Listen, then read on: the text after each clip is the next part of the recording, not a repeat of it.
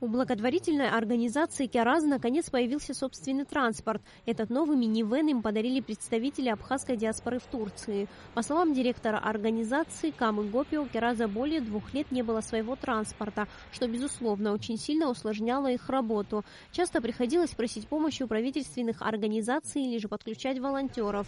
Новый автомобиль просторный, есть возможность развозить нуждающимся не только продовольственные продукты, но и различную домашнюю утварь. Зимой этого года мы встречались с представителями абхазской диаспоры из Турции.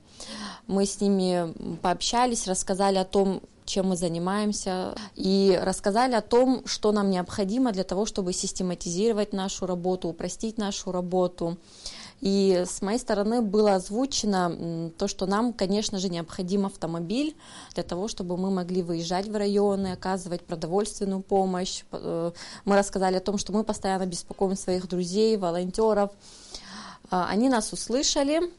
И вот буквально через несколько месяцев приехали к нам с хорошей новостью, подарили нам автомобиль, минивэн, как раз то, что нам нужно было.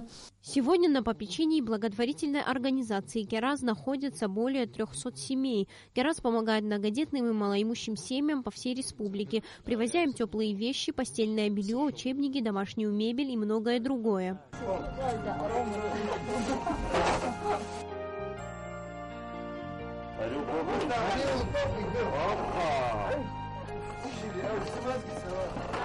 В основном, конечно, это Ачимчирский район, но сейчас мы начали работу в Гудаутском районе, мы работаем и по Тхорчальскому району, Гулрипшский, Сухумский район, естественно, тоже по этим районам ведется работа. Мы вышли на систематический уровень, мы оказываем продовольственную программу. Сейчас у нас 10 семей, к сожалению, мы не можем охватить все семьи, поскольку средств на это тоже не хватает, но это опять-таки новый этап в нашей организации.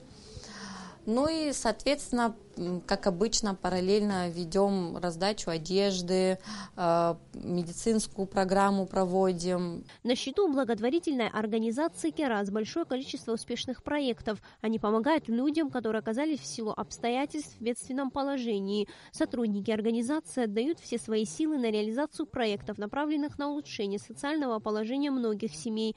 Вот и сейчас организация работает над новым проектом «Вода», который нацелен на улучшение жилищных условий малоимущих семей. Совсем скоро в их домах будут обустроены ванные комнаты. Сария Смыр, Алексей Гухава, Абхазское телевидение.